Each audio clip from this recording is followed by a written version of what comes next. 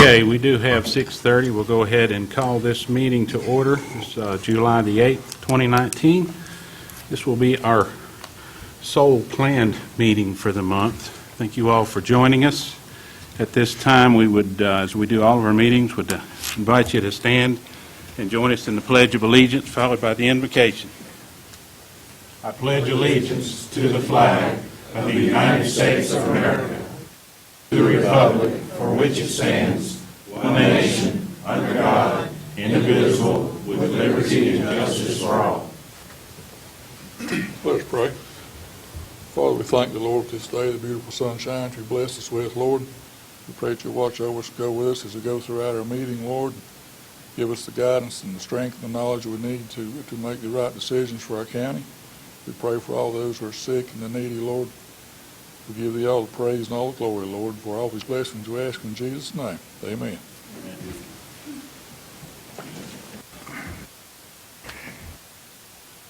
Thank you, Bill. Okay, at this time, we do have an agenda before us, and we need to make one addition. We have one presentation from Miss Sarah Dalton, and I'd like to have her come right before we start into general business. So I don't know how you'll want to label that, but and that's the only addition or change that I know of. With that, I would entertain a motion. Second. Motion and a second to approve the amended agenda. All in favor, make it known by saying aye. Aye. Any opposed? 5-0.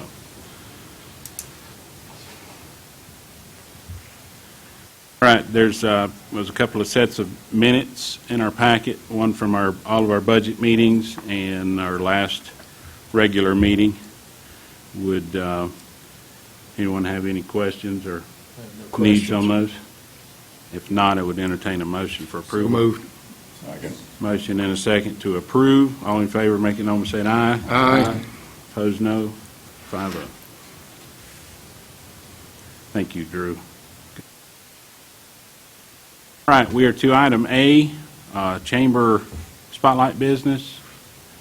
And I think we have Miss Kate Irwin, Kate Inc. Welcome.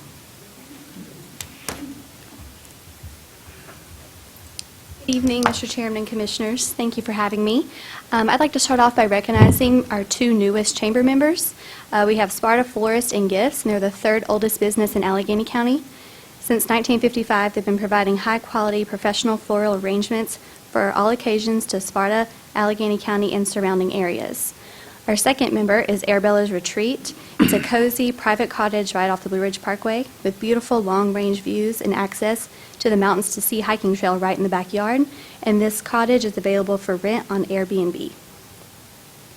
I'd like to highlight a few events happening this month. The Chamber is hosting business after hours on July 11th at Greenfield Acres Realty from 5 to 6:30. The North Carolina Mountain Arts Adventure reception to celebrate the 2019 studio tour is this Wednesday evening at Muddy Creek Cafe, and the studio tour is July 19th, 20th, and 21st. The Alleghany Quilters Guild Quilt Show is July 12th and 13th at the Emerson Black Building, and the 25th Annual Fiddlers Convention is July 19th and 20th at the County Fairgrounds. And for all other events, you can visit our website at AlleganyCountyChamber.com, and you can view the Authentically Alleghany calendar of events. Tonight's Spotlight Business is Kate Inc., and Kate is the designer of our 2019 Alleghany County Magazine, and she's the designer of our website. And she's been a chamber member since 2016, and she's here this evening to tell you all about her business. Thank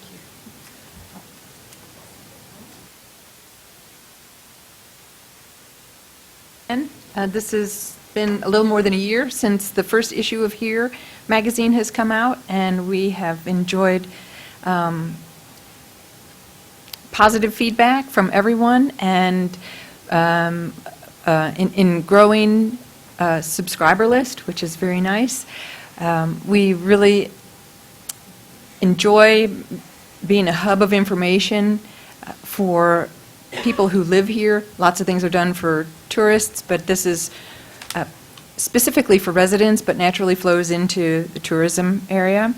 I think one of the higher points of having the magazine in my business is that with my office being in the BDC, the college is right next door, and I have had 2 interns, one last year and then one this year, who are both now part-time employees with me. And it's Isabel Engel and Cortland Blythe, and they have just risen to every demand and every pressure that I've put them under, and won some awards with their design work, and it's just a privilege to have them and have them be a part of the magazine and have a really neat job for them that will benefit them going forward. Cortland goes to college at App State in the fall, and Isabel will be staying in town for a year of continued classes at Wilkes, and then she'll be off to college next year. So I'm really glad to be able to hold on to her. But with their assistance and collaboration, we have a lot of work, and it's been a privilege to do the Alleghany magazine, formerly the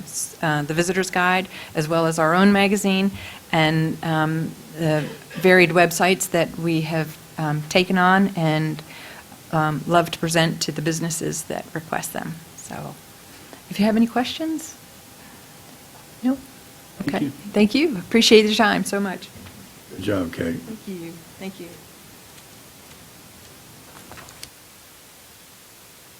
Okay, at this time, we'll move to item B, public agenda comments. If anyone here would like to address this board on any of the agenda items that we're addressing tonight, now would be the time to come and do so.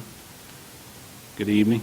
Good evening, Mr. Chairman, Commissioners. I just want to introduce myself. I wear many hats, so sometimes I'm at this podium for different things, but tonight I'm here as a part owner of Alexander Hall, Sparta Family Entertainment, LLC, and this is Chris Royal, who has worked for us for 9 years servicing the jail. And I know there's a big decision ahead, but I just wanted to know we're here to answer any questions.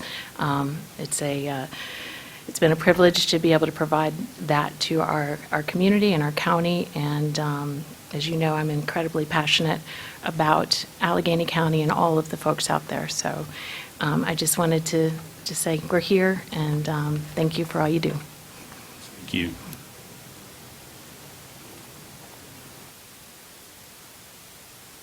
Okay, anyone else?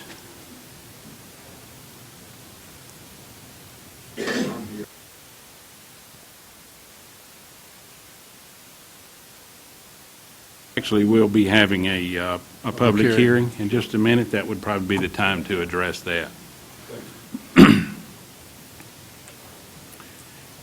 Any other agenda items anyone wishes to speak on?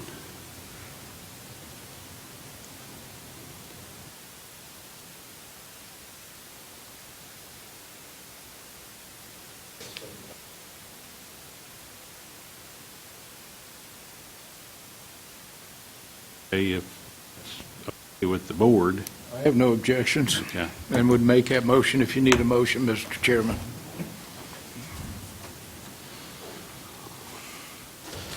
Thank you for entertaining the motion. Good evening. Thank you for having me here this evening, Commissioners. How much more time do you need extended to, or? Going to take an hour, are you? 3 minutes is normal. Yeah. 5 or 6 minutes. Okay. You may surprise yourself. People can talk a lot in 3 minutes, so. But, all right, go ahead. To begin, let's talk numbers. As you can see on page 1 of my bid that was in your packets, your current meal provider charges $6.89 for regular meals and $7.39 for special diet meals. My proposal charges $6.09 for regular meals and $6.59 for special diet meals. The county budget for this contract is $7 per meal for 32 inmates a day, 365 days a year. Calculated at an average of 28 inmates per day, my proposal has the advantage of saving the county $25,000 per year for a total savings of over $75,000 over the life of this contract. And I understand tonight that there's the potential addition of a custodial position to clean this building that we're in, which the amount of savings that you would receive from this contract could potentially fund the majority of that salary. To talk about logistics, all food and beverage products will be handled at appropriate serving temperatures, 140 for hot and below 41 for cold. We have the appropriate vehicles. Holding temperatures is a major factor in adhering to regulatory authorities, and location is key. Horizon Bistro is the closest physical location in relation to the county jail. Once food is loaded into the vehicle, the travel time between the two locations takes roughly 1 minute. And there are maps in your packets. For sourcing, if awarded this contract, the dollars from this contract will stay in this county. We will purchase all products from True Vine Produce of Glade Valley, who is fully prepared to take this project as the sole purveyor. If there is a shortage, purchases will be made through the Alleghany Meat Center. Over 3 years, we estimate a total spending of food for around $200,000, and that's $200,000 that could go into an entrepreneur in this county instead of a billion-dollar company such as Cisco or U.S. Foods. If you choose my proposal for contract, you'll be ensuring that every penny from this contract will support our local economy. Feasibility. Horizon Bistro already operates 6 days per week. We have the ability to add one more day to our operation seamlessly. We currently have 8 people employed in our operation, and if awarded this contract, we will be able to turn part-time work into full-time work for our employees. And there is a potential to hire an additional staff member as well. When I purchased the mustard seed in February of 2018, all we had were 4 panini presses and 2 small electric ovens. After a major working renovation, we now have a 14-foot hood housing a fire suppression system and grease traps. Underneath the hood, we now have all equipment necessary to provide hot food in a timely manner. And we have all the appropriate warming boxes to maintain those temperatures until we reach the destination. We were able to offer the bid at a competitive price because I will be directly involved with the oversight and preparation of the meals. Please see my weekly profit projection to see how we can provide this price and do so in a way that's profitable for our business. So in review of the bid, I will highlight a few points. This will save the county $75,000 over 3 years. You'll support a growing business in Alleghany County. All of the dollars awarded from this contract will stay in this county.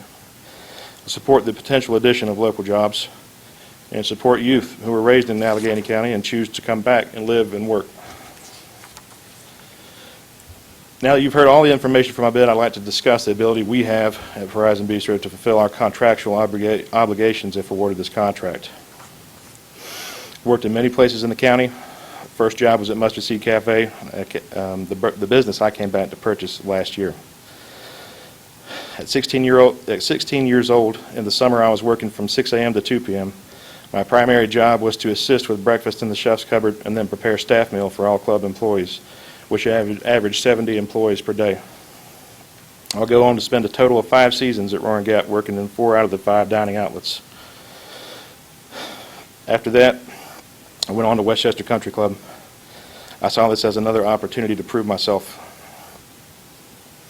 Along with Jose Tavares, executive beach club chef, we managed a team of over 80 people with 3 different restaurants and an ice cream shop. For our department, I handled payroll, scheduling, budget analysis, human resources functions, as well as front of house management for 2 of the 3 restaurants. Coming into a facility this size, I proved myself again. I would remain at Westchester until I learned of the opportunity of returning home to start my own venture. My point is this: even though I've only been in business for 18 months, I've been in the food and beverage industry for over 9 years now. I have the equipment, I have the personnel, I have a well-positioned facility. I have offered a significant financial advantage, but above all, I have the drive necessary to fulfill my contractual obligations and provide unparalleled service. If I'm awarded this contract, I will prove myself to this Board of Commissioners, our county manager, and our sheriff over the entire span of the 1,095 days in this contract. Thank you. Good timing.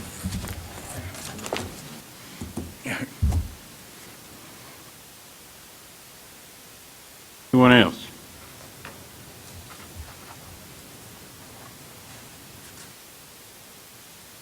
I see no more movement. We'll move along to item C, which is we're requested to have a public hearing to abandon a portion of New Rain Road. And on your agenda packet, pages 14 through 19 for information. And I guess at Need this... to wait until 7 to do it since it was advertised as a public hearing at 7. 7 o'clock. Okay. Thank you, legal department. That's why we have you here. Appreciate that. Okay. We will return back to that. Fiberfest, you got 15 minutes to kill. Maybe Don't you put can go any on to other pressure. things and then return. Yeah. At this time, we'll move along to Sarah Dalton, presentation. Thank you, Mr. Welcome. Chairman. Thank you, Commissioners. Mr. Mike James, will the clicker up here work? Okay. So the Blue Ridge Fiber Festival was held the first weekend in June at the Alleghany County Fairgrounds, and we collaborated with the Chamber of Commerce and Deb Clemens, and we had a welcome tent there that we had set outside of the Emerson Black Building. And with that, it just had welcoming information for all of the people who were coming in. So this evening, I would just like to give you a brief update on those marketing activities and some other stuff that we've been doing. Over there to you. Broke it. I Not promise I didn't. The right button, not the middle button there on the side. All right. I promise I'm mashing it. All right. Now there you go. Okay, so this first slide is the marketing strategy that Deb Clemens conducted for the Fiber Festival. So this is solely what she did. So she sent out 25,000 postcards. And she also sent those to the vendors who were involved in setup so that they could distribute those to anybody that they would like. She did 50 posters. She was active on Facebook. And then with her Instagram account, she made all of the content, and then we scheduled her postings for her. She sponsored other fiber festivals, and you can see them listed there in Asheville, Raleigh, in Virginia, some of those places. And then she also did magazine ads they were 6-month periods, and those are some of the magazines that she placed an ad in for the Fiber Festival. So she had a very concentrated digital advertising campaign, and so what we did with this is we came in on the backside and wanted to just gauge the effectiveness of her marketing strategy. And so in order to do that, we set up and conducted surveys. The weather did have a little bit of an effect of how many surveys that we got to do, so it was a little bit lower of a number than what we were hoping. So we did 62 surveys. And then next slide. So of the 62 surveys, this is the geographical distribution of them, and you can see that 38% of the people that we interviewed were out of the state of North Carolina. And then this just shows the different resources where people heard about it. So 21% of the surveys we done, they had heard or seen about it on Facebook. 16% was by word of mouth. 13% was from the postcards that Deb sent out. 8% was in magazine ads, and 1% had heard it on a radio advertisement. And then the other was 22%, and those were individuals who came last year. So this shows that there's not one way that's going to reach people. It takes, a variety in order to reach all the people that you're looking to reach. And it also points that 2 of the more expensive marketing techniques, which would be your magazine ads and your radio, are not always the most effective. So now kind of shifting gears, the 2019 Fiddlers Convention, we're going to be helping market with that. Again, we collaborated last year with the Sparta Alleghany Volunteer Fire Department, and again, we're going to be doing it this year. So I'm just going to go over a few ways that we're doing that.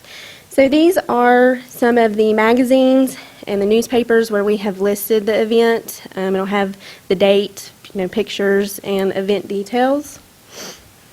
And then on the next slide, another way that we have helped with marketing this event is by doing 3 community tie pieces. And so we just wanted to be sure that the public knows that when you come out to the Fiddlers Convention, it isn't always about the music, but when you go, you're also supporting the community. And ways that you're doing this, one example is the Laurel Springs Auxiliary. They are going to be doing the concession stands at the event, so when you go, you're supporting them when you buy.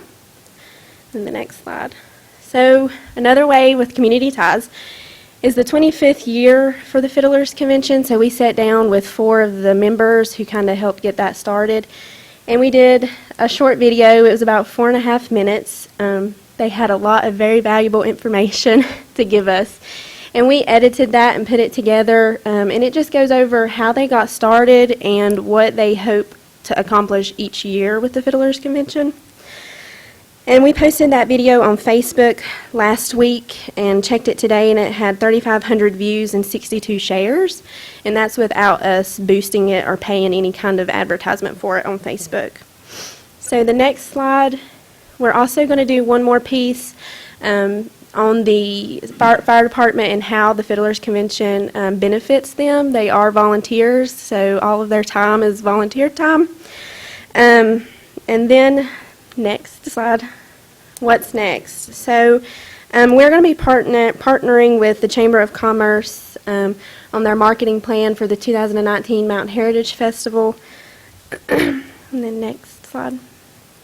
And this one, we are collaborating with Chad Beasley to help shine light on what an asset the auditorium is for the community. So the BDC has sponsored a concert that's scheduled for September 21st at the auditorium. We spoke with Lucas Paisley, and Gap Civil will be opening for us at 6 p.m. And then followed by them will be the main band, which is Summerbrook and the Mountain Faith Band, who will play at 7. And they were featured on America's Got Talent. Tickets will be $5 and will go on sale August 1st. And all the money that's raised through those ticket sales will go back into the auditorium. And tickets can be purchased online as well. And so with that, the concert will be ending hopefully around 8 p.m. So that gives people a chance to go and eat at our local restaurants afterwards or attend the Alleghany Jubilee. So just trying to keep all of that in mind. We have a few other things that are going on, but if anybody has any questions or comments, we'll take those at this time. On the Fiber Fest, do you know how many vendors showed up this year? Katie, do you know how many vendors she had? Around 64 vendors. And do you know how many of those were repeat from last year that came back this year? I don't know for sure, but she has recruited about 20%. So it was a success enough for them to come back again for the second year. And you can't do anything about the rain, you know. With the rain, people were happy with their boots on, and the vendors left happy, confident.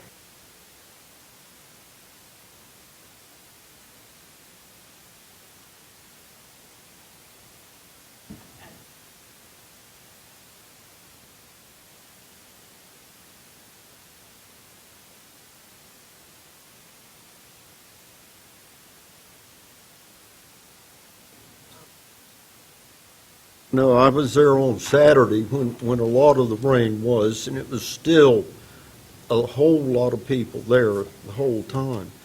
And do you know, most vendors usually have a set goal that they like to sell $10 or $20 or whatever.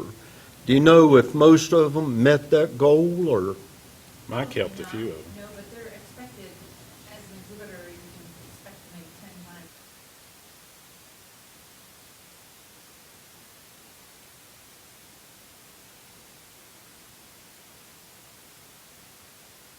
So I get very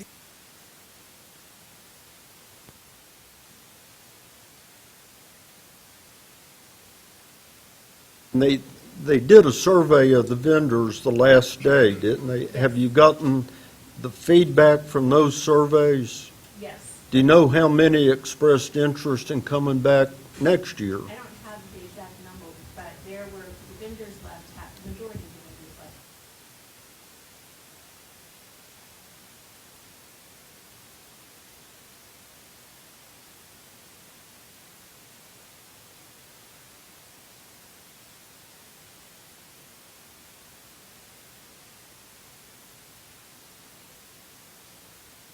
Well, I know several of the restaurants said how busy they were. The hotel was booked. It brought a lot of people, plus a lot of money to the county. Absolutely. And it was fun with us doing the surveys, hearing the folks.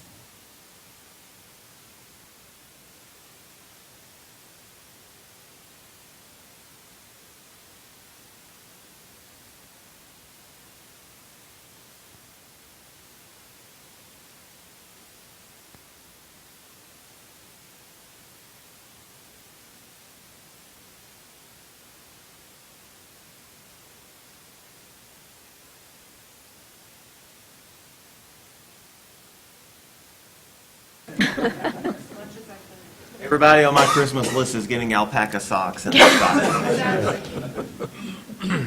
You guys done a great job with the weather you had to work with. That was, you really pulled off a good weekend. Thank you.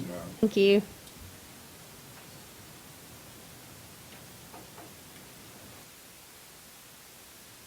Okay.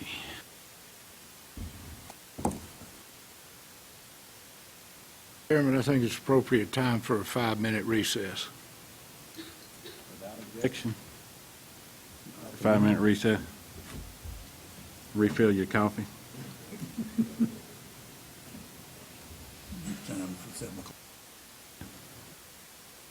I think we really need to get that hearing done before we start into the Yeah. body of the work. Yeah, I agree.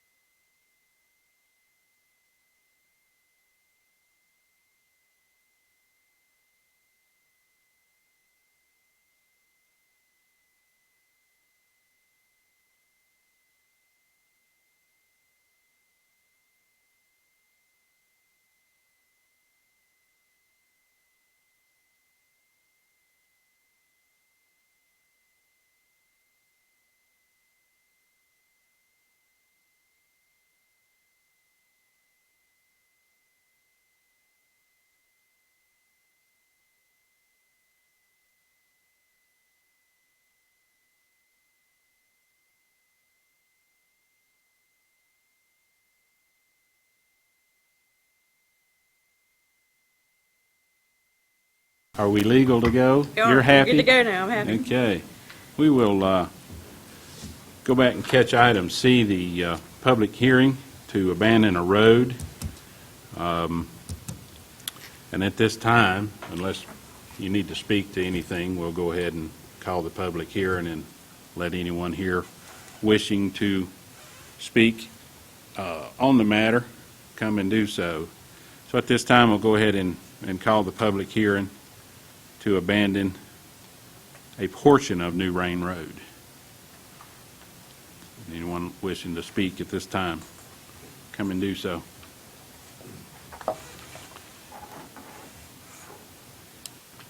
Thank you. My name is Jim Lambie. I'm an attorney with Adams and Ivy here in Sparta, and I represent the petitioners that have petitioned for the closing of a portion of New Rain Road.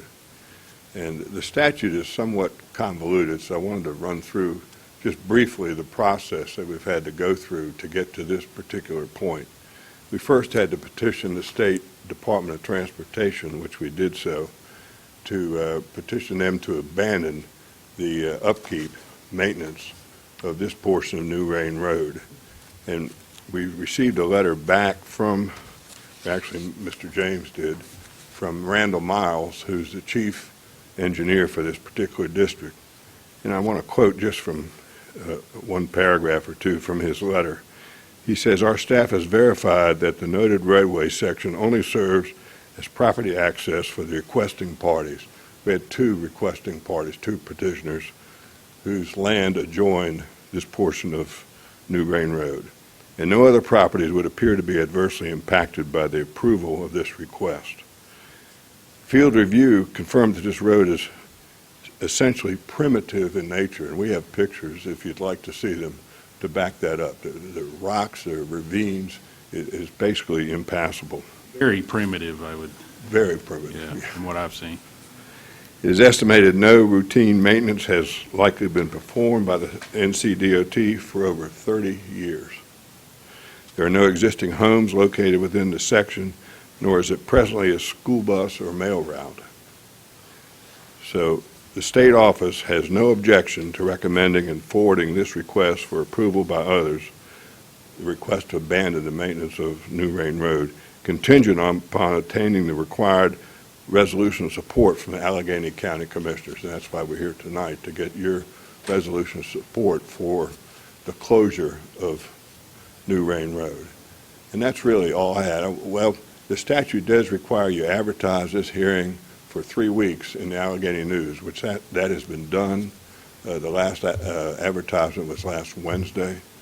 It also requires you to post 2 notices on the road, which have been done. I actually posted them myself one sunny afternoon, had to wait to find a sunny afternoon. So basically the statutory requirements for the closing of New Rain Road, for you making a resolution for the state to abandon the maintenance of New Rain Road, those requirements have all been met. So that's all I have. I do have one of the property owners is here tonight, along with several of his neighbors that live close to this portion of New Rain Road, that can speak to why it is that we need to close this road, if you would like to hear from them. But that's all I have, and I thank you for listening. Anybody object to it? Not to my knowledge. And I don't know if there's anyone here tonight that might object to it, but, you know, it's a public road. It's part of the state public road system, and the public cannot use this road. It is really, you can only use four-wheel drive vehicles or four-wheelers on this road, and I think it's very dangerous to have that occur. So that's why this road really needs to be closed.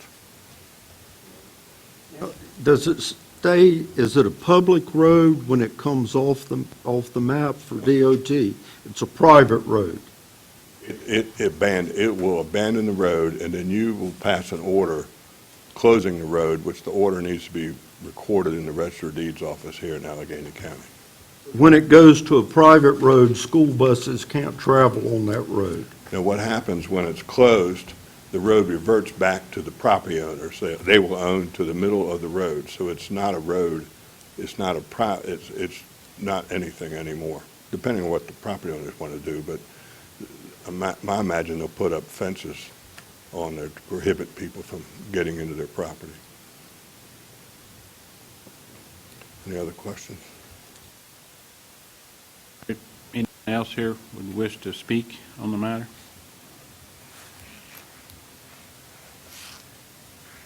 Thank you. Being no movement, we'll go ahead and close the public hearing. And we are being asked, page 20 of your agenda packet is a resolution. Make a motion that we approve a resolution to abandon the road. I'll second that. A motion and a second to approve the resolution. Any further discussion? If not, all in favor, make it known by saying aye. Aye. Any opposed, no. 5-0.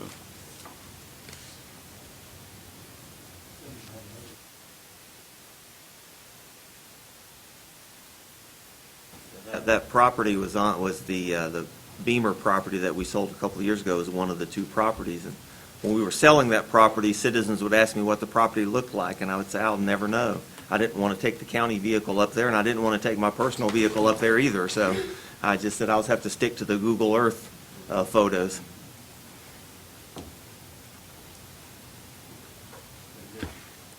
All right, we'll move along into our general business section now. At this time, we have first on the list is jail meals contract. We have, I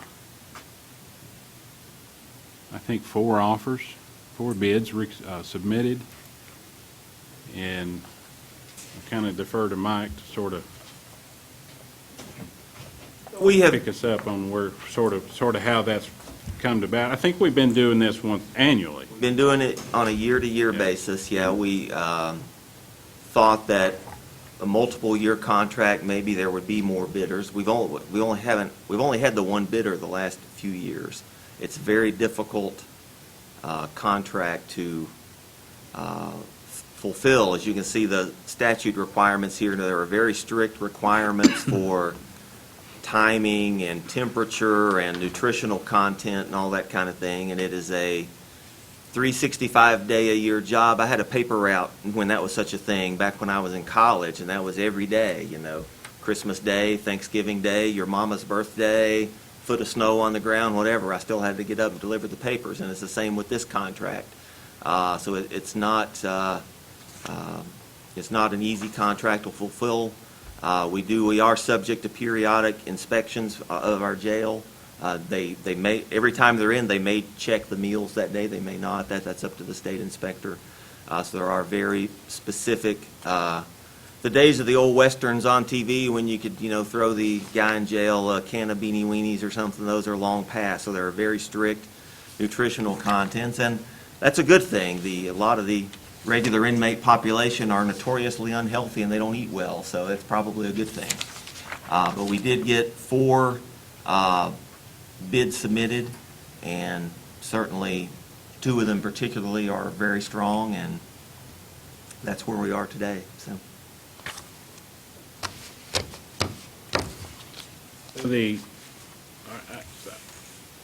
I'll kind of start the discussion. One thought I have on this 3 years is, of course, I see in the contract there's a right to cancel with a 30-day notice for either party, if I'm reading that correctly.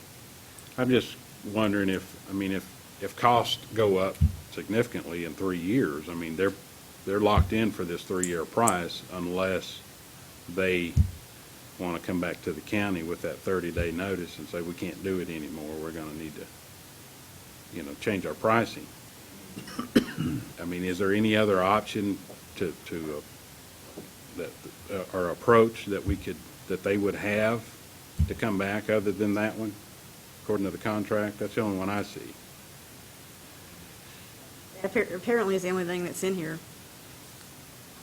With a 1-year contract, I could see the cost probably not changing that much, but in 3 years, that's times 3. So, I'm concerned that we don't have, other than that 30 days, and I mean, that's, if that happens, then I guess at that point, it would go back out to bid.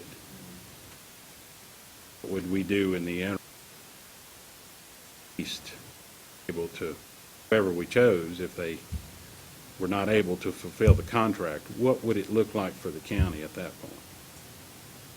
I believe that the time frame is 3 days. If we could not provide the continuing meal service after 3 days, we would not be able to house our inmates here. We would have to ship them to another facility and pay we just, last meeting, we had a contract with Ashe County. They house some inmates for us, and the contract's going up to $45 per day. Of course, we would save the $21 we're paying on the meal, so it would be a $24 extra per day, per individual, just as an example. And of course, if we all of a sudden needed to house 30 or 35, we've got to be able to place them somewhere. We may not be able to place them all in Ashe. We might have to place them in several different facilities. We would have to transport them back and forth to get them there if they have court appearances, things like that. So there's a lot of costs involved. If that were kind of worst case scenario happened.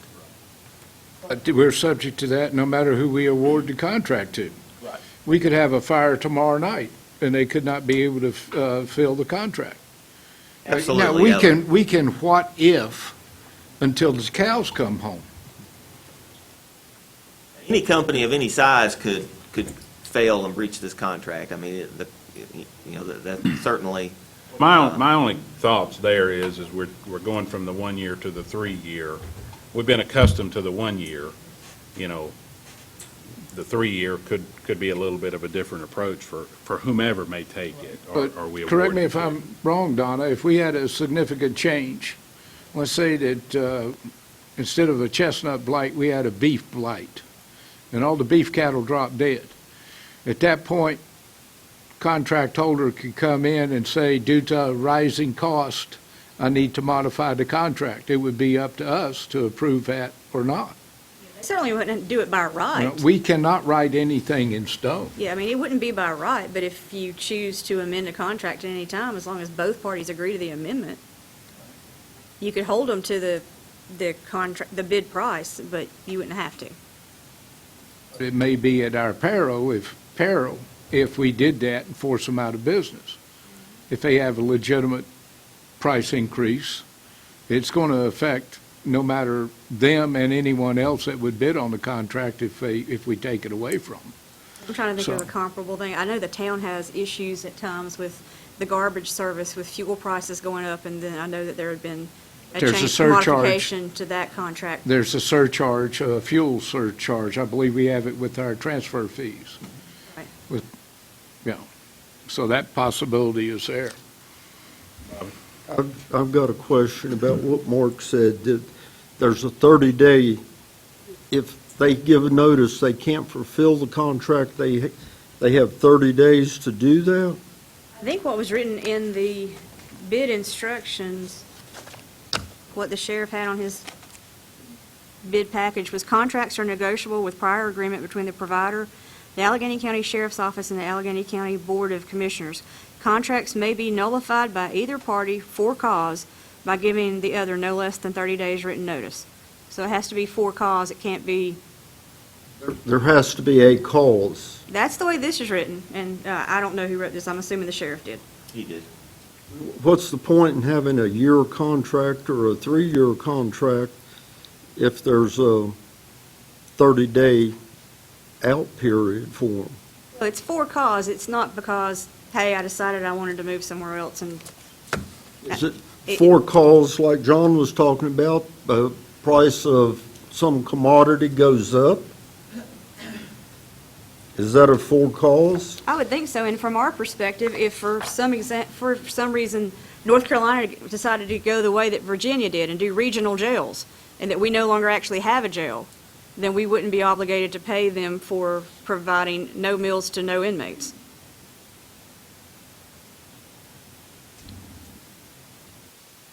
Anyone else? Yeah, Mark, I guess my concern is if we pick a vendor that doesn't stay in the game, the cost of the county is going to be pretty extensive. And looking at, one of the vendors, the track record of their businesses has been sporadic. I'm concerned about that because I think we've got a proven vendor, or have had to have, so I'm concerned about making a change. Got another. Looking through the 4 bids that we got, I mean, there's a tremendous difference between the lowest bid and between the highest bid. One thing that I still have trouble understanding about the Sparta family bid, Sparta Entertainment family bid, they broke theirs down 1 to 10 inmates, 11 to 15, 16 to 20, 21 to 25, with all different prices.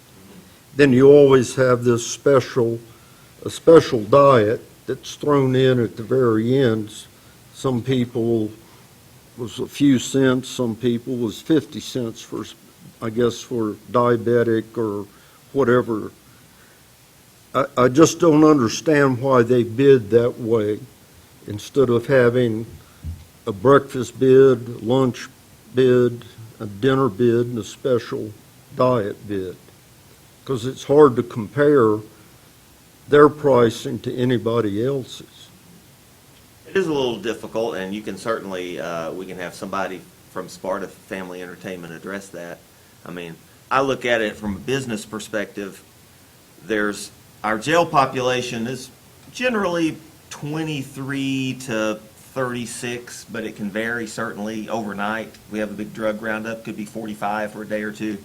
So when you, as a business owner, if I'm purchasing the product, there's some risk if I purchase too much or don't purchase enough, have to run out the food line and get some supplemental material. The variable pricing that the one vendor provided, basically they're asking us to share a little of that risk in there.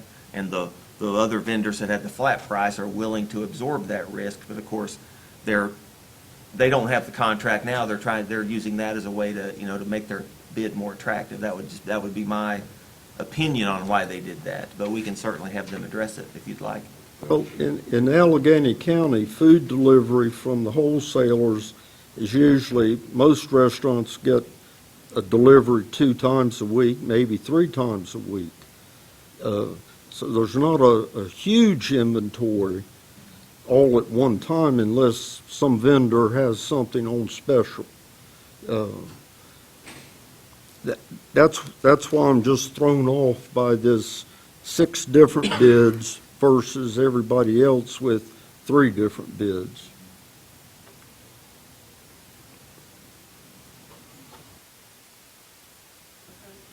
Thinking there, Bob, you got some fixed costs that you're trying to cover, so it's not all meal cost, it's overhead cost that is going to vary based on the number of meals. Because everybody's overhead fluctuates. Somebody with 2 or 3 employees, somebody that's paying rent, insurance, the whole works goes into your overhead. Your overhead factor in these meals, I don't know if it's 10%, 15, or 20%. But the basic, if you look at the basic part of the meal or the pricing, I think that is in the food itself. But I can't address everybody's overhead cost.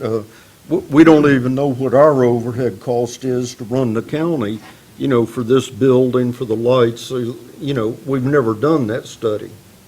But most individual business owners know what their overhead is. Katie, if you would like to address that, I think it would be okay. We had some, it's a risk. We had 2 years that we had sometimes less than 8 inmates in the jail. So looking at that, trying to make it work, we factored in the different cost to kind of balance it. And financially, looking at it, you'll have a good year or a bad year. We've had 2 really good years because the numbers have averaged right around 20 to 26, and that's a good number. But the way that it was factored in, we have not increased our price for 3 years. In fact, we lowered it 3 years ago to lower it as it worked. And we did that because we felt comfortable with what we were doing. But if you go from 8 inmates to 10 inmates, that is not, it's hard, you can't live on that, and it will be a money loser. So the way we've worked it, we've perfected it, it's taken us 6 years. I'll tell you, the first couple of years, it was a learning curve, but in the best way to make it attractive, and we haven't had anyone bid against us in 6 years, and we could have gone any way we wanted to at the rate, but we felt it was a fair rate with the quality and level of service consistent service that we provide. But the different numbers do look different, but it's rare. The past 2 years, it's rare that we have under 18 inmates, but there were years when we had 8 inmates or 10 inmates, and that we lost money on. So it's a risk. Anything in being a business owner, not knowing, it's been a great contract for us, but you just don't know. One day, it could be 40 inmates, and that would be a great number. I've heard years ago they had 60 inmates, but we aren't there. And again, the second and third year, we were really slim, and we struggled. And it was hard for us to, we made the investment, and we continued to do it, but we had to, at that third year, make the change in how we structured things to make it work financially. And there's a lot that goes into this contract. And I know Mike covered that, but that was the reasoning for the tiered pricing. If it's below a certain number, we needed to factor that cost in. So I don't know if that answered. Well, how do I compare your $7.99 bid to somebody that's bidding $6.09? I mean, that's a huge difference. Well, and I don't know if you have numbers, Mike, from average. I mean, the average late in the past couple of years have been between 21 and 28 inmates. So that's our number, and I don't know if we could look and see what it's been. I don't think we've had a $7.99 in years. I mean, there was a point when we put that in position, but there's an average. Looking at your 21 to 25, it's $7.19. I'm still looking at $6.09. Well, I mean, again. In a year's time, that's a big difference. Right. And I know that you've done it for all these years, and as far as I know, there's not been a complaint as I'm not to aware of any. delivery time, the quality, your people who check the food and everything. But that's a big savings to the county, between $6.09 and $7.19. You've crunched numbers in your previous life, in your other business, food business, and you know it comes down to nickels and dimes. Nickels and dimes matter, but quality and confidence in your vendor with a proven track record that's owned a number of businesses and employed a lot that's consistent. There's a risk to make a change, and we've invested heavily in this community. In our facility, we have a designated kitchen that serves only the jail. It doesn't serve anything else other than the jail. We do a couple catering events out of it a year, but that's it. It's designated to be a food service. We're not running a restaurant. We're not doing any other thing. So that you need to take that into consideration. But certainly, I respect your position, and we feel that we have served this county well and have done a good job, and you get what you pay for. And certainly, we feel that we're fair, and with the level of service that we provide and with the quality of ingredients and credentialed staff. We have a chef on staff. We have our part-time employee ran and worked in the hospital and the elementary school food service. So we have a staff in place that has been well-trained and ready to go. Like I said, I think you've provided excellent service from everything we've been told. Right. And I don't have a problem with that at all. Sure. I commend you for that. My concern is the difference in the price and what it will save the county in a year's period of time. We're talking thousands and thousands of Understand. dollars difference in those two bids, Right, and actually in three of those bids. right.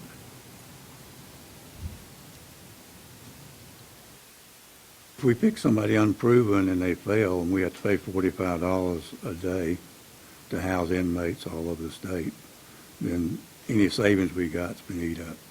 It would be a big expense on us. Yeah, it's mandated, and that's what scares me. We have not a lot of choices. Don't we take that chance every time you renew a contract? Or Yes, give we it- do. To give another contract, and I mean, I don't care who gets it. I'm just looking at dollars here myself. That's roughly $25,000 a year. Especially with, Taxpayers' after our money. budget and the tax increases that we're putting on the county, for the citizens of the county right now. They're all good bids and capable of doing business, I think. To me, it's just I am not comfortable with the lowest bid. I mean, to me, that is completely out of reason. And as I sit here, it's not my job to judge or put on my wizard cap to see who's going to be successful, who's going to be here 3 years down the road. I've got to look at someone that's saying that they're dedicated, they want to do it, and they're going to do it for this price. And if it's substantially less than the other bidders, I believe they deserve the opportunity.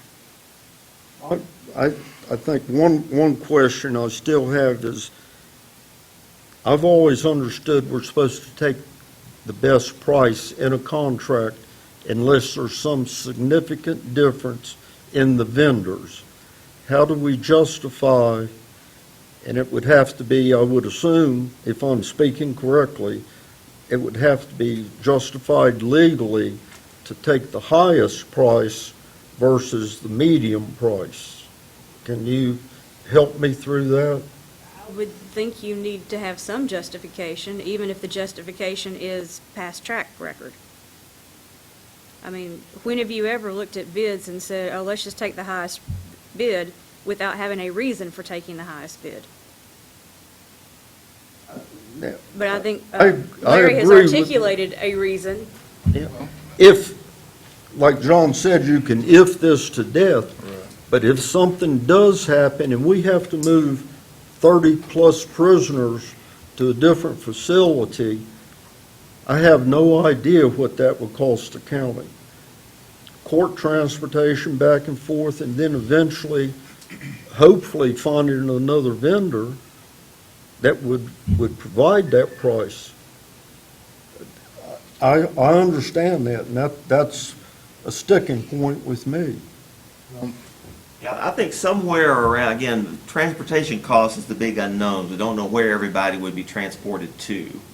But if we had to transport 30 prisoners to a different facility, somewhere around 15 or 16 days is where we would, basically, that would eat up all of our contract savings. That would be about $25,000. So if it wound up being 30 days, we would be losing money.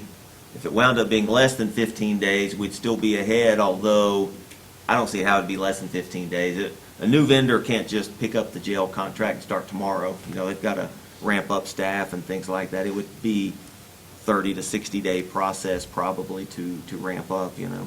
Can This you is bound guarantee? to have come up before for other jails, that some reason the food service goes down overnight, whether the building burns down or, you know, whatever. What do? They've got 3 days that they can scrape together meals. And then after 3 days, there's a state statute or a Yeah, I federal mean, statute? we have to meet the food requirements in here. I mean, we could, you know, go to any of our local restaurants and get 30 takeout meals, you know, as some kind of stopgap measure, as long as they meet the nutritional requirements. The other thing is the menu's supposed to be posted a week ahead. That's one of the requirements. So I can't just have potluck dinner tomorrow night. It's supposed to be what's listed on the weekly menu.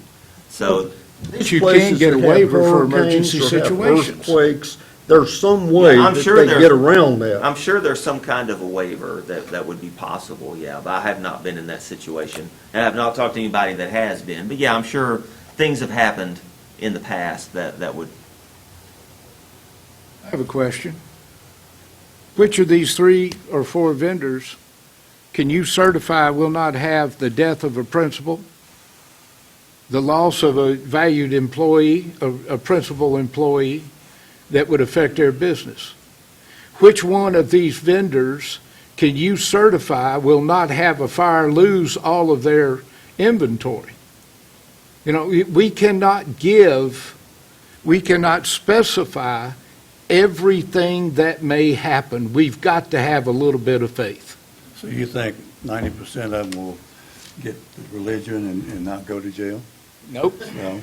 No. We're always going to have people in jail. Decisions I make are based on track records and experience. On the Well, other side of this, if a jail I catches must fire remind tonight- you, Henry Ford failed a half a dozen times before he ever had success with the Model A. We had a If the question. jail catches fire tonight, you gotta move prisoners. Yeah.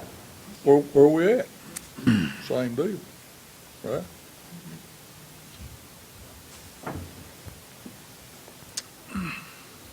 Yeah, I mean, the question basically before the board, are you willing to pay a premium price for the 6-year track record? I mean, that's basically the gist of it at the end of the day. I think they're both good companies, I don't, that's the question, When you, let's expand on that. When you say they're both, I mean, we got 4 bids. Yeah, I'm sorry. Okay. We got one bid that Commissioner John Irwin made a comment on that was significantly low. And I'm concerned about that one. I don't know where the rest of the board is. And then we had one that was the top bid.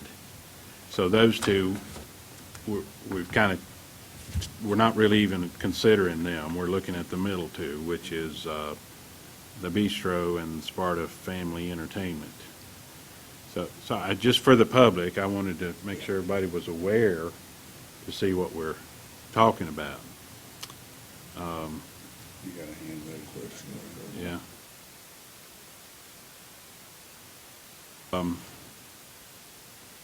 You have someone in the back wishing to speak. At this time, we really don't have a public comment section, but we have had others speaking, so. Are they one of the bidders? They are one of the bidders, if it's We'd okay like with the to board. speak. Is there any We've objection? given other people an Yeah. opportunity. I feel it'd be fair. All right. Part of my appearance, I've been working on. I represent the Blue Ridge Grill, and I understand you have a little question on the low bidding. Well, I can explain that simple. I already have a business. Blue Ridge Grill is my business. Sparta Bowling Alley is my business. For me, this is an addition and a supplement, if you may. It'll raise my income by saving the county 50% on what you're paying now. I have all the product every day, never a shortage. If I need it, I get it in an hour. I don't have to charge $9 a meal when I can do it for $4.50. So it's a simple supplemental part of business for me, allows me to let the county save a ton of money. And that's, if that helps any. Thank you. Thank you.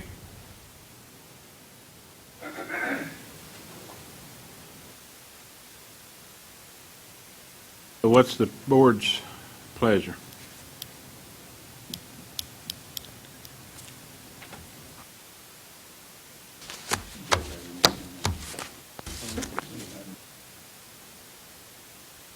I think he was talking about if something happened with the jail, if the jail caught on fire, then the county would be faced with the same challenge. I mean, very similar. situation that we'd have to deal with. Yeah, like I mentioned a while ago, to me, it's just, you got good reputable businesses there, and it's just a money savings factor, and I think they're all capable of doing a fine job.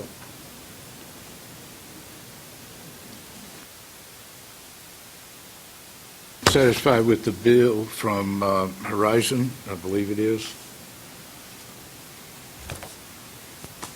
Horizon Bistro, and I will make that motion that we accept that bid.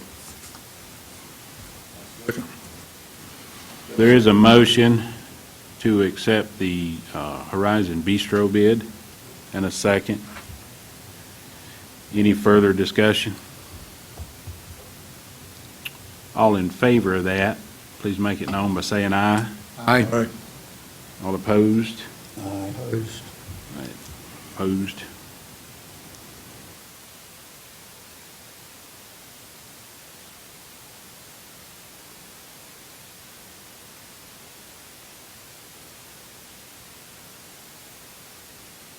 Three, two. Two. Or against? Failed. Make a motion that we go to family and continue.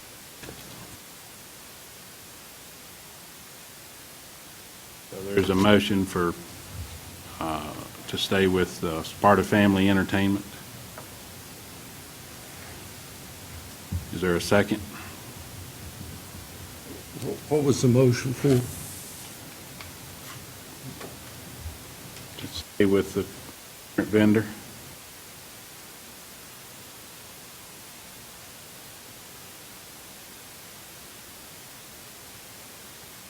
Vendor. Voted against, it was a 2-3 vote, right? Yeah. Okay, all right. So there's a motion to go with Sparta Family Entertainment. I mean, that's what y'all voted on. No. The first vote was for the bistro.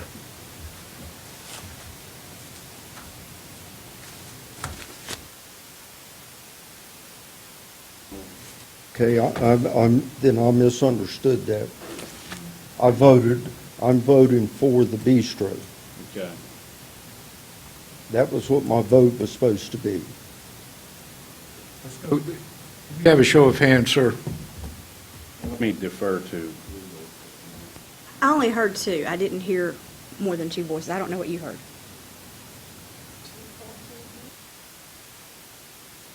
I heard two. I heard you that you were misunderstood. voting on Horizon. That was what I understood. I mean, on family entertainment. Okay.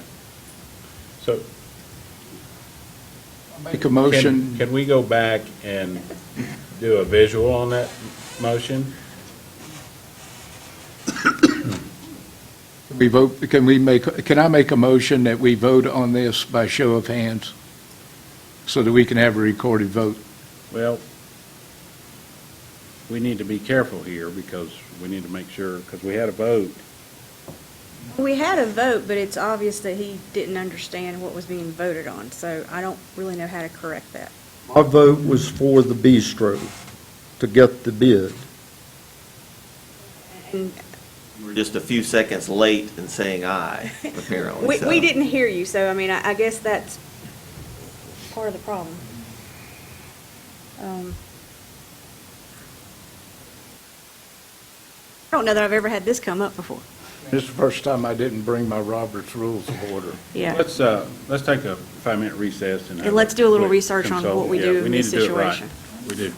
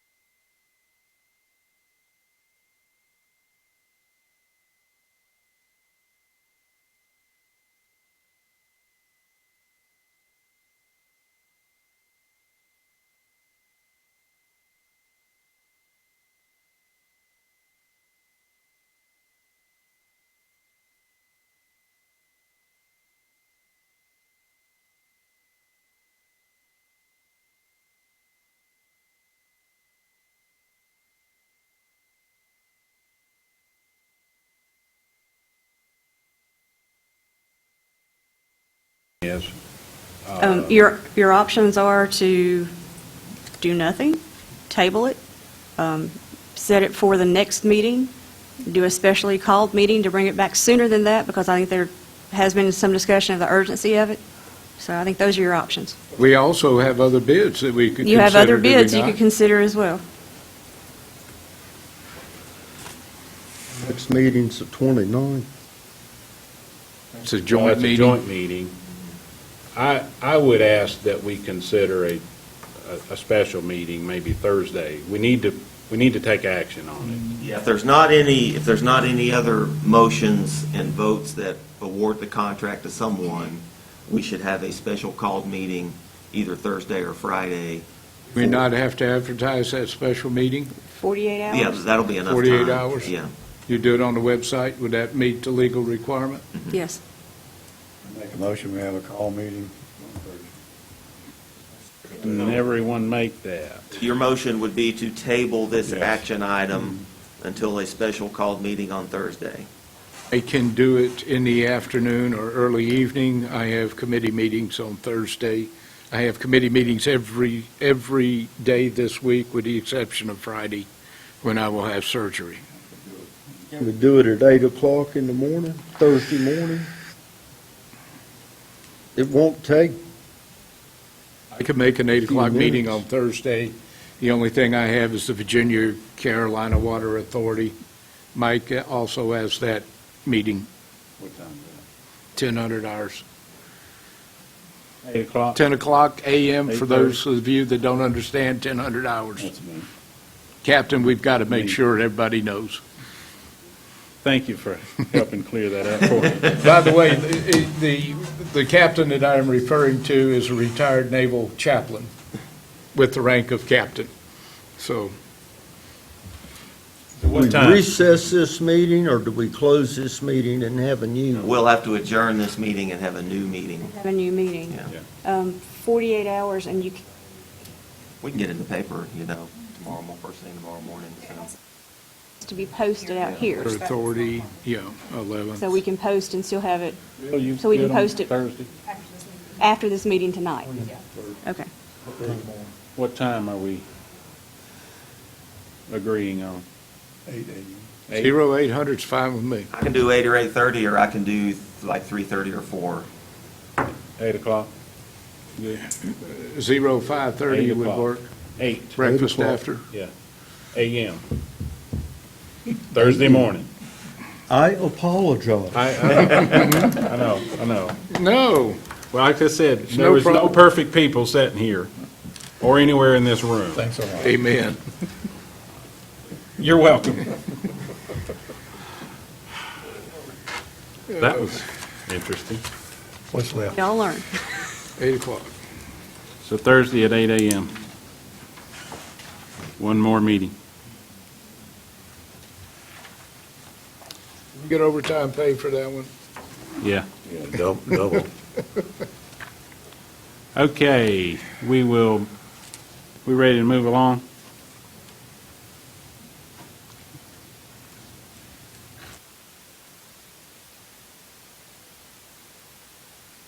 Okay.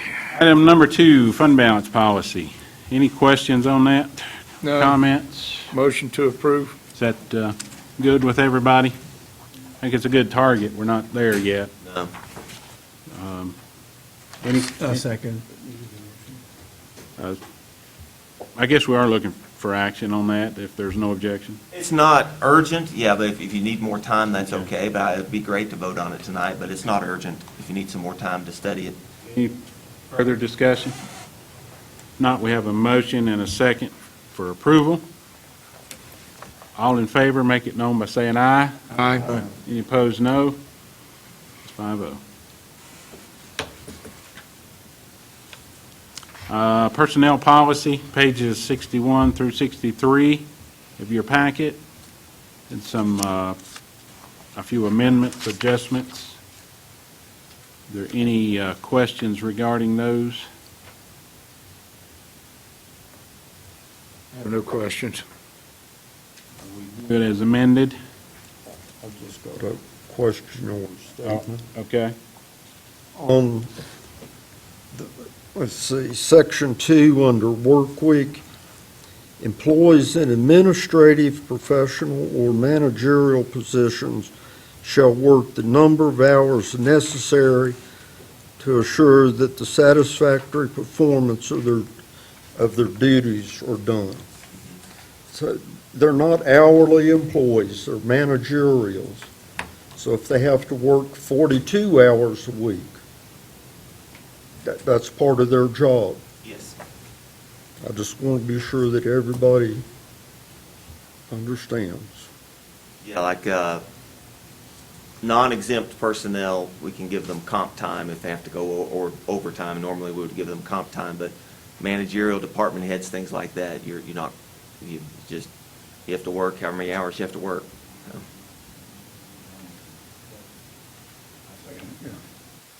Any other questions?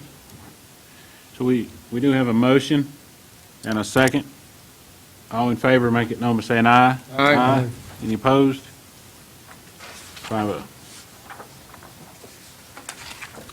All right, there's a job description for our modification to the job description for our purchasing position, pages 64 through 66. Any questions regarding those? I have no questions. If not, would entertain a motion for approval. So move. Second. Motion and a second. All in favor, make it known by saying aye. Aye. Any opposed? 5-0. Jury commission appointment, action requested, page 67. I think Miss Mildred Pruitt, Mildred Jones. I have a recommendation for an appointment. Okay. I would nominate Jimmy Boyer. I have spoken with him, and he has agreed to accept. I second that recommendation. Is he familiar with what Yes. the job is? And Yes. okay. Well, is there concern with the person that's been doing it? I mean, is there problems or anything? I have no concern. She's done yeoman service. However, we can't continue putting the same people on boards and expect things to change. Just like politicians and diapers, we need to change things every now and then. Change them often and for the same reason? Lord, I hope so. Considering Larry and I are not running again, we're going to give you an opportunity. So there is a, I guess that, you make a motion for that? Yes, I nominated for a Jimmy nomination? Boyer. So we have a nomination. I guess that means we have two nominations. I mean, with Mildred's letter. So we have two folks. Any others? Sounds logical to me. It is, as far as I understand, it's solely your decision who this jury commissioner is. I mean, clerk can make a recommendation, but that's not really a motion, so. I would point out that we have requested that we be notified 45 days in advance. This position expired on July the 1st. If memory serves me correct, today is July the 8th. So, and whenever I had positions that I needed to fill, I always put somebody that I knew was going to vote with me on those positions.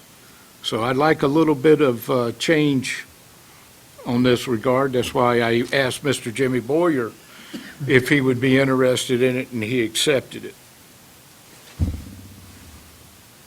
Jury commissioner sort of assists and oversees who gets jury notices. You know, where there's guidelines to call based on how people are dropped into the bucket, and they oversee the random selection of the folks that get jury notices. So, do we, I guess we need to vote for one or the other? Not a motion. There's a motion and a second, so. There's a motion and a second. Larry seconded it. Whole question. Motion to nominate. That's true, motion to nominate. So I think you need to vote on that, whether. Vote on that and then vote on And one then of on- the two yeah. candidates. I mean, at this point, you Okay. have a recommendation from the clerk, I mean, that's how I would, and then you have a motion to have a Proceed. second nominee. So you need to Yeah. vote on whether Yeah. or not the second nominee is. all right. ex- So we have Ms. Jones as a nominee, and then we have a second for Jimmy Boyer. It's been nominated and seconded. All in favor of Jimmy Boyer as At this point, just as a nominee, a nominee? not whether you're voting Yeah. one or the other, but to even consider him as in the running, as a candidate for this position at this point. You understand that? We're not voting for either one. We're voting to bring Jimmy into the conversation to Yes. vote on the two. Exactly. Okay. All in favor of nominating Jimmy Boyer for this? Aye. He's being nominated. Nominated to be considered. I think it was a 5-0. Okay, all right. Now, at this time, would there be a motion? We have Ms. Jones and Mr. Boyer as candidates for this position. What's the board's pleasure? Make a motion, we vote on them separately. Or you just vote on one? Jimmy Boyer.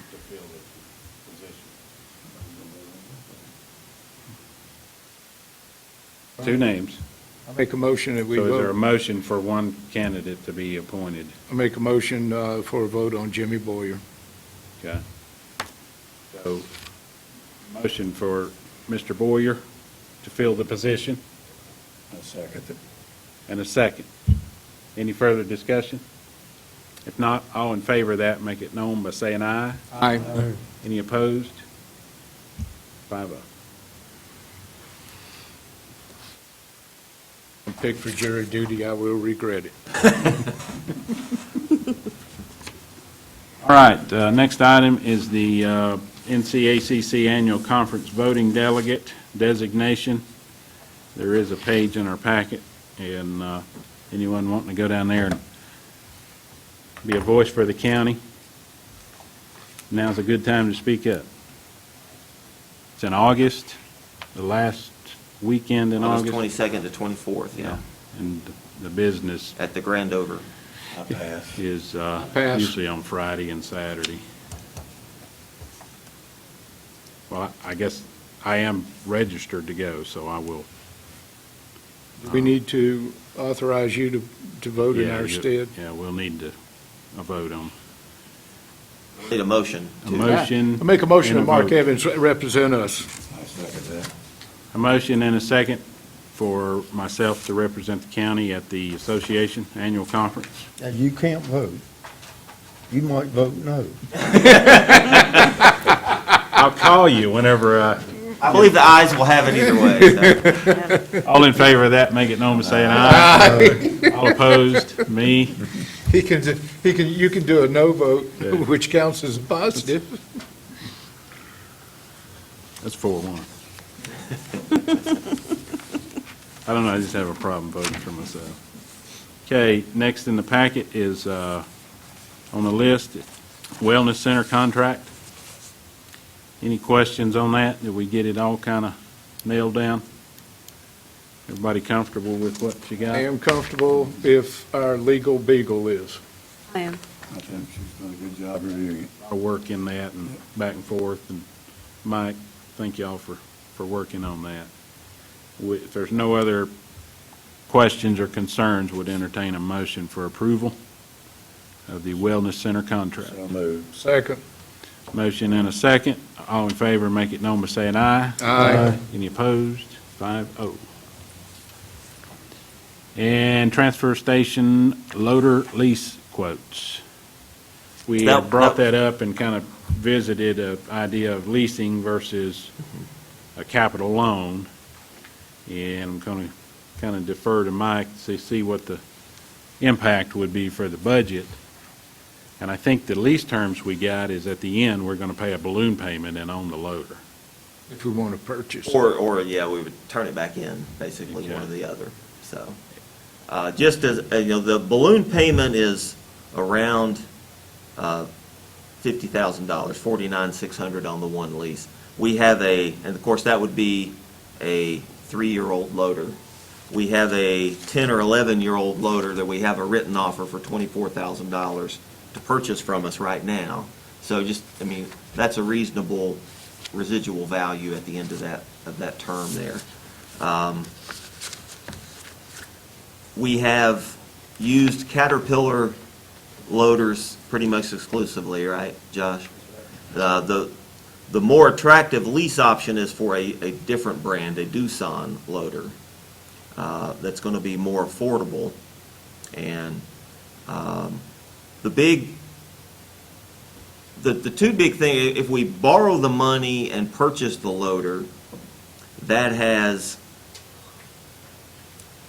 it's better for the 2019-2020 budget that we're in now, but it's a little worse for the subsequent budgets after that.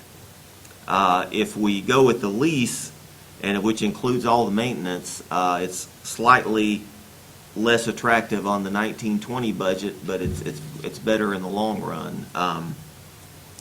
We have a big problem doing the maintenance on the loader, and Josh can explain, we don't really have a vehicle that can tow that loader around, so it sounds kind of I don't know what the right word is, but basically Joey has to go to the transfer station and drive the loader up to the garage at about 2 miles an hour to perform the maintenance and then drive it back, basically. So, although he's fully capable of doing all the maintenance as far as engine and all that, he is qualified to do it, but it's a big chunk of time that's required there to do that. So, yeah, and money also. They put in their lease agreements every 500 hours for it to be serviced, which that's them taking care of all breakdowns and everything. Right now, doing the math on us servicing them every 500 hours at 7,500 hours, which is that's what's priced in this lease quote.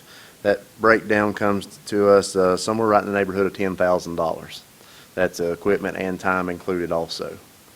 That is not including anything that happens to the loader when it breaks down, which is extra cost, which will be covered in the lease.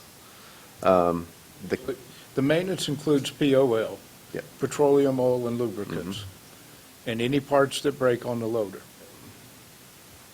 Did you include the POL pricing in there? Yes. Okay. That's the only thing I did not include in the price that I just gave you of $10,000 was major breakdowns. Or actually, I take that back, any breakdowns. Any breakdowns, that's just complete So if you have a service. hydraulic hose that breaks That's extra money. for us Yep. right now. So do y'all have a recommendation? What was the number? I didn't bring that sheet with me on the purchase price of the Caterpillar. this 215,000? Okay, Yeah. all right. I got an updated number today because he had priced me a grapple bucket in with this loader, so it lowered it about $20,000.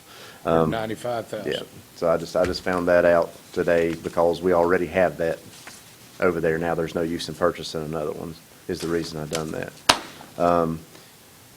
We've got a offer in writing for the old loader right now for $24,000. Now, this is the oldest loader that's over there. We'll still be keeping the newest one, which is old, but it's the $13,000. the slightly less old. yeah, the slightly less old one.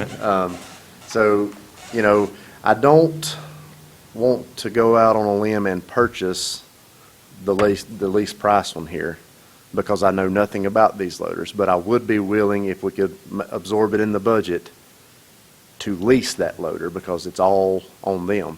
And the reason I say that is in the future, if this loader holds up in our conditions, then it could be something that could save us money in the long run.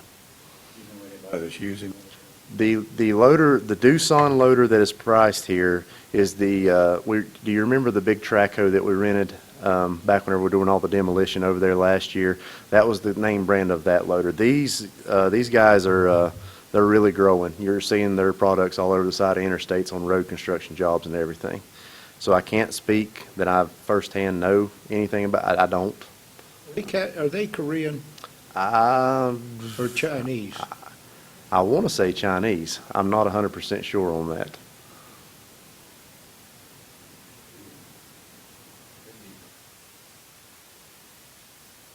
They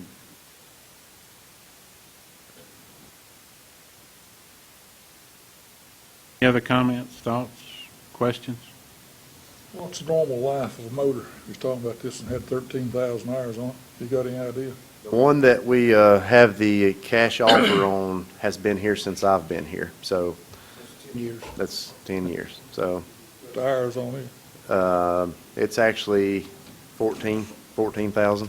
Whenever we got the new one in 2012, they basically parked that one and just used it completely for a spare. So it didn't get a lot of hours put on it. They all went over to the new one. So Doing is 7 years. 7 years. Yeah, we purchased it in 2012. 2,500 hours a year should be more than we would use. That's right. Barring some kind of unusual circumstance. That's more than enough hours. And that's the big, you lease a car, usually you're capped at like 30,000 miles or something like that, or 10,000 a year, 12,000 a year. People go over their mileage all the time, and that makes leasing not a good idea. But I don't see any way, under normal conditions, we would go over 2,500 hours on the loader per year. Right now, we're just about 6 days a week, 8 hours a day, 2,400 hours a year. So that's well within what we're using right now. Is the cash offer on the one we have from one of these companies, or is it a individual? It's an or- individual. Okay.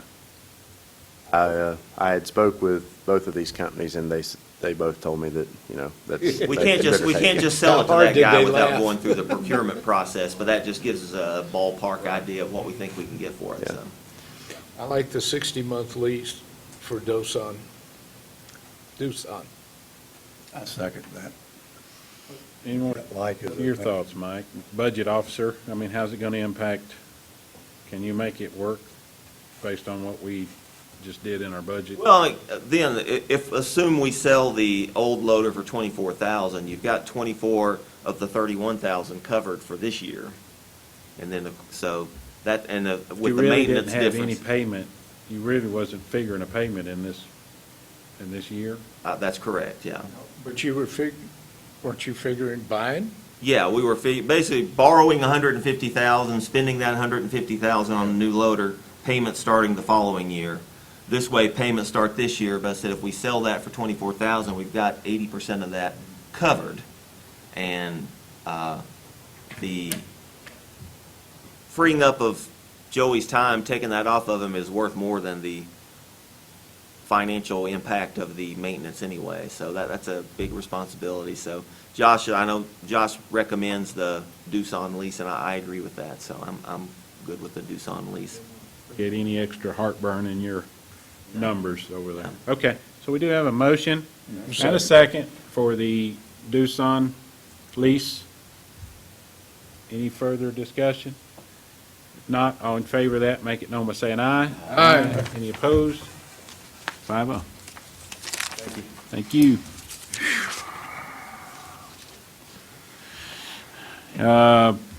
Agriculture Advisory Board, consent agenda, I've got a question. question? The agriculture, Alleghany County Agriculture Advisory Board potential ex officio members. Now, if you look at the letter that they sent, if I'm reading it right, please consider the following individuals to be approved to serve on the Agricultural Advisory Board as members. And That was just a typo on the memo from Aaron Ray there. These are designed to be full board members, not ex officio members. not ex officios. When do their terms expire? That's the only question I have. See it listed on it. I don't have that readily available.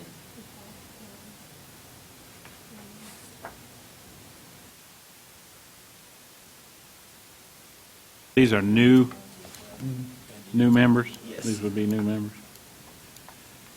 All right. Yeah, we are de-gambling the Agricultural Advisory Board, so not getting rid of all of them, but we're de-gambling a little bit, so. Bill, your thoughts, any? I think it's good. I make a motion we approve. People right there. Coming out. I'll trust Mr. Osborne's. We have a recommendation, we have, more importantly, we have a motion. Second. And a second to approve. All in favor, make it known by saying aye. Aye. Any opposed? 5-0. I guess that was the only item on the agenda. Public comments? Anyone here would like to address this board on any matters? Now would be the time to come and do so. Seeing no movement, we'll move along to county manager comments. I have a few items in your packet here. First was from official closeout of our building reuse grant for Glade Creek Animal Hospital. Of course, they fulfilled their commitment a long time ago, so everything's good there. Brock had notified us of a board of directors chairperson and vice chairperson, so simply just information for the citizens there. Joint meeting with the town, we've referenced it already, is July 29th, and it will be at 6:30, and it will be here. We're going to typically have all joint meetings here going forward just for the AV setup and things like that, but it will be at 6:30. Now, we meet at 6:30, town meets at 7. We kind of go back and forth on the joint time, so it will be 6:30. Labor Day meeting we need to talk about. First Monday, of course, of September is Labor Day. Typically, we meet the following day on Tuesday. Labor Day is Monday the 2nd, so typically we would meet Tuesday the 3rd. Town also meets that night, but that's no reason for us not to meet that day. So I just want to see if that's all right with everybody to just plan on meeting on Tuesday the 3rd, Labor Day weekend. Works for Boy, me. the summer went fast. Well, it's still here, Yeah, we still got a little bit left. but enjoy it though, because it's going. Does that work for everybody, the 3rd, September 3rd, which is Tuesday? Works for me. Okay. I had recognition of first responders. The last few days of June, we had a couple of very unfortunate events in the county. We had the lady drown in the New River. Then we had the teenage girl that passed away as well. We had a lot of first responders out looking for both of those people. Sheriff's deputies, rescue squad dive team was out in the river for a couple of days. I know it was a couple of Glade Creek firemen that actually found the teenage girl, unfortunately. So just want to say we appreciate all those people for their efforts. That was an unprecedented kind of couple of days that we had there in the county. A lot of overtime from the Sheriff's Department, a lot of man hours from the first responders, the volunteer first responders. So we appreciate them, specifically the rescue squad on the river search and the Glade Creek Fire Department on the other search. So we certainly appreciate those folks. I have a meeting with DOT on Wednesday to talk about the Little River Bridge replacements. We'll have some update on that after that meeting as to what that schedule is going to look like. And one note on our the Duncan Recreation Center swimming pool, Friday and Saturday we will be open, but we will not have any certified lifeguards on duty. So it will be a swim at your own risk. We will have signs posted as such. So I just want to make sure everybody knows beforehand.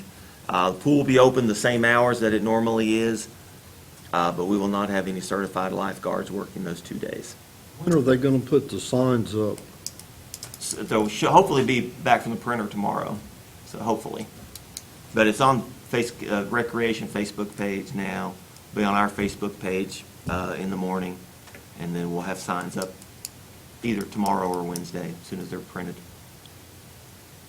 And that's all I have. Are we close on the pool, having the pumps and the slides and all that stuff in? Hopefully by the end of the month. It's going to be, we've got a meeting with the engineer on Thursday, and that's the next step in that process. So Taking a while, ain't it? it has taken longer than we had anticipated.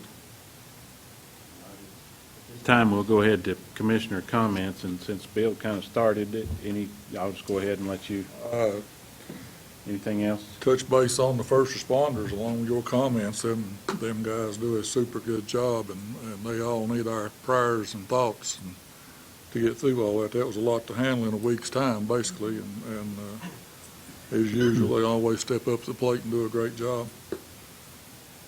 In the Fiber Fest, we was out there with Bobby spent, I don't know, I was out there 4 or 5 hours that day, and those folks put together a good event under the circumstances, and walking around there, everybody enjoyed that. And that ought to helped out a whole lot. That's all. Part of mine was about the slides at the swimming pool, and you've addressed that. The lifeguard issue, I think that is something that we can take into consideration next year when we prepare our budget or get ready for the rec department to open. If I understand it correctly, it's generated by the insurance company. Said that if you would explain what the insurance company said. Yes, our liability insurance company recommends we don't ever have lifeguards at the pool. We simply post signs, the appropriate size and number of signs that say swim at your own risk, no lifeguard on duty. According to them, recent court case precedents have basically, we have additional liability. There's an additional expectation of service and safety if we have lifeguards, and we're better off in court if we don't ever have lifeguards and just post signs. Now, I think certainly that would save us some amount of money. I think that's probably something we need a little public feedback on as well before we make that our standing policy going forward. But it is our insurance company's recommendation not to ever have lifeguards. That I look at the swimming pool, and we approved these 2 slides months and months and months ago, and they were delivered at least 2 months ago, and they're still sitting up there. That is very poor management on somebody's part, not having these up and going. The summer's going to be over. The pool will close sometime early August or late July. I don't know what the closing date is. Yeah, the first day of school is the 16th, so it would probably close, let's see what day of the week that is. August 16th is the first day of school, so it would probably close the 13th or 14th, something like that. We've spent all this money to provide for the citizens and the children of the county, and this stuff is still sitting there. Like I said, I think that's poor management. The other thing is the fairgrounds for our number 1 venue, or the number 1 venue of the year for the Fiber Fest, I thought was in not very good shape. A lot of the bathrooms weren't working. There was junk laying all around, light poles, blocks of cement, fences that you and I saw. I don't think it presented a good picture for the amount of money that we've put into the fairgrounds this last year. There again, I think that's very poor management. And how many plays have we had on the disc golf so far this year? We haven't had any, it's not finished yet. And that was approved back in either January or February. And is it completed yet? No, we have a date of the 18th. I've given Recreation Department until the 18th to get that finished. Well, 18th of July. You know, we're trying to do things. Everybody says there's nothing to do in the county for the young people. And we've tried, as commissioners, we've put forth taxpayers' money. And I don't think we're getting our money's worth out of that program. That's all. The county did great this weekend in the town. Streets were buzzing. In fact, they had to close the streets off for traffic because there were so many people in the street, although they hadn't moved the venue. With the weather the way it was, I think we did a great job. So it was a good showing. I worked the visitor center from 4 o'clock to 7 o'clock Friday night, and amazing number of people that come by and want to know more about the county. So I think we're on the right track. That's it. Well, I believe the county has had good and bad since we last met. Summer's here. It's hot, sweaty. We've got the Fiddlers Convention coming up. And Bobby's right. Whenever we bring in these large gatherings to our venue, we've got to be prepared. I was at the lawnmower race Saturday night. The bathrooms, we did have some problems there with a few not working. It may be a constant maintenance in that regard, but we did have sufficient supplies. We have some areas there that we have got to address. Who's going to run this? We've got to look at it. The last Fairgrounds Commission meeting, insufficient numbers showed up. We couldn't have a meeting. By the bylaws, the way that things are set up, we can't pay bills until the Fairgrounds Committee authorizes payment.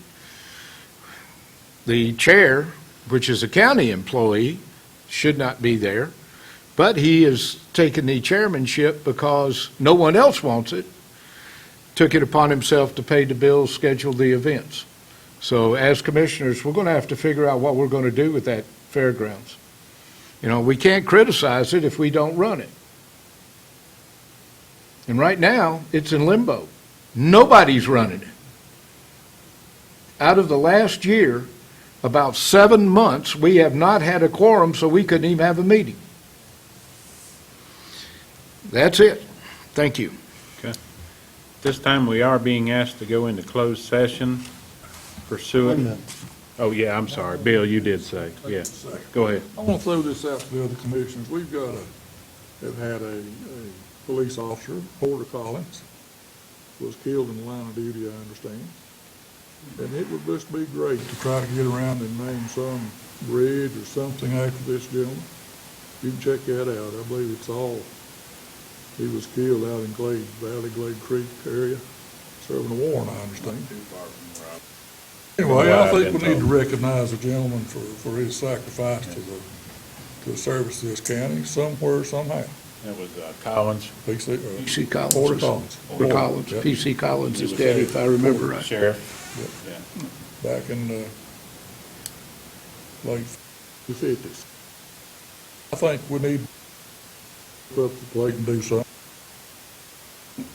If I could interject something also, now that Bill's brought it up. We need to look at these ordinances sometime over this year. We've got ordinances that haven't been touched. Going back to 1974, I believe, the last time that I looked. We've got an ordinance for a trash ordinance. And that was where you could drop off your trash at a location in the county. It doesn't even exist anymore, but we've got an ordinance. So we need to put our heads together and start looking at a few of these things. Thank you, Mr. Chairman. I'm sorry to interrupt you. No problem. Anything else? Not, we'll, as I was getting to, we'll close session pursuant to General Code 143-318.11.A-6 personnel. Would entertain a motion on that. So moved. Second. Motion and a second to go into closed session. All in favor, make it known by saying aye. Aye. Any opposed? Thank y'all.